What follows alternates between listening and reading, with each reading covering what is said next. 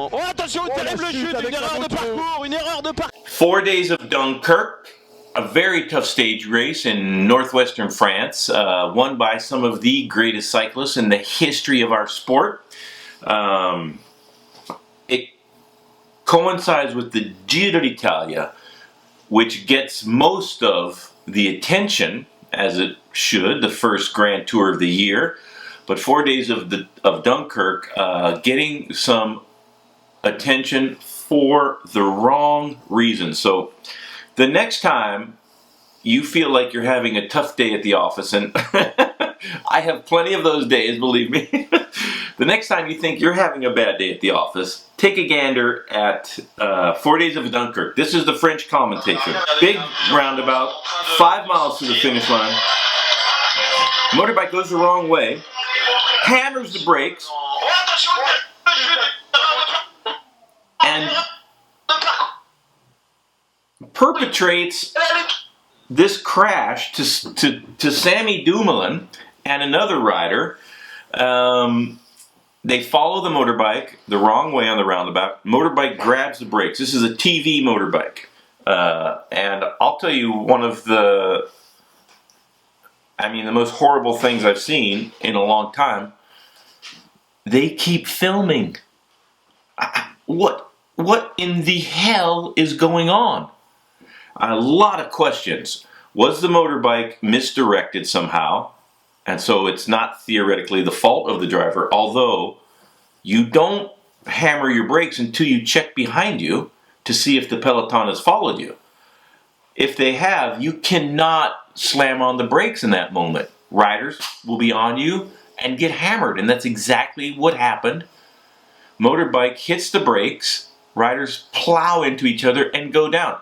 Sammy Dumoulin could not finish 4 Days of Dunkirk because of this crash. He had to drop out because of his injuries. This has been going on, for the whole spring. If it's not the driver's fault, if somebody misdirected him, if it is the driver's fault, if the moto drivers are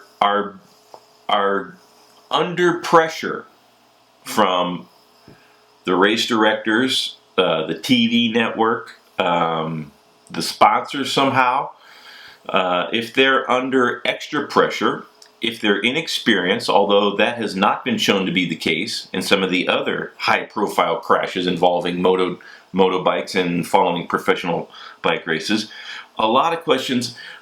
All of them could be answered by the UCI, who has not said anything.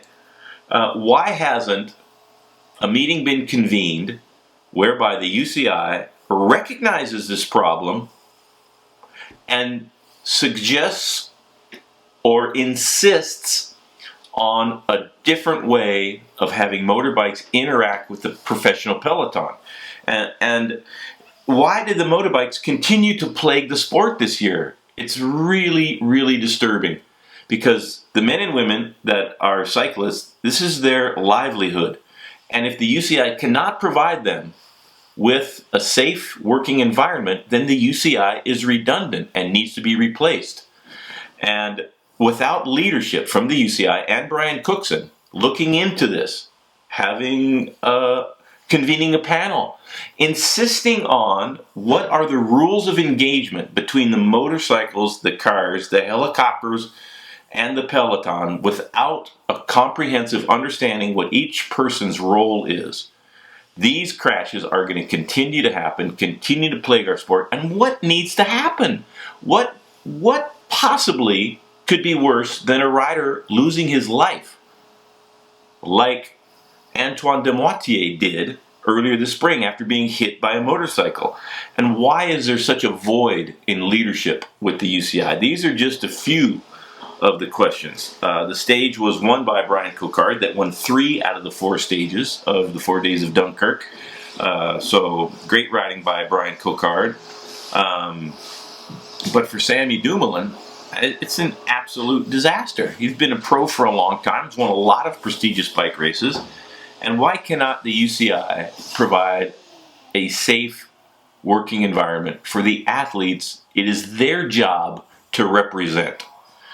If anybody out there has, and you can share these in the comments section, if anybody out there has a suggestion, has an idea how we can better have motorcycles and cars interact with the professional peloton, I am all ears. Please tell me.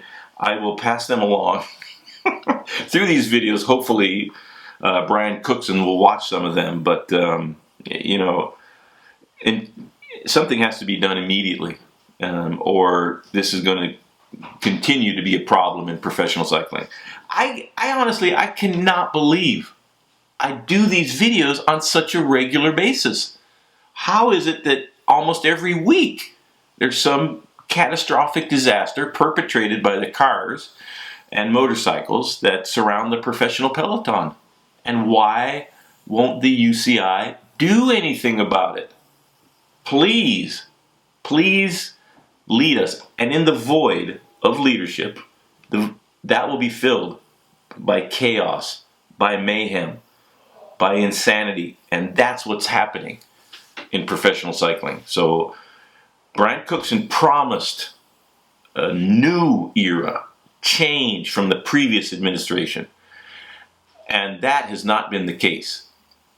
They have stuck to the 15-pound minimum weight of the bicycle. Because, this is what the UCI says, because a bike that weighs less than that is not safe. But motorcycles can wipe out riders on a regular basis. How can those two things by the same organization not be hypocritical and very disturbing to everybody, all the shareholders in the sport of cycling? Brian Cookson, let me know. Please, I've got a comment section. Please share. Please feel free. All right, everybody. I'm going to go run a few miles and try to cool off. Comments, please comment on this. Let me know if you have any ideas. Subscriptions and thumbs up. Maybe I'll do a separate page and it'll be called UCI Malfeasance, and I'll ask for thumbs down. But if you like these videos, a thumbs up. Follow me on Twitter and Facebook. Thanks a lot, everybody. And to Sammy Dumoulin, a speedy recovery. We hope to see you out on the open roads of professional cycling as soon as possible. Thanks, everybody. I was completely shattered. I was borderline delirious. When I got to the finish line finally, I was totally hypothermic. It took a long time to revive. And with the help of our team doctor, Massimo Testa, and a bunch of cups of espresso, and a huge bowl of pizzoccheri,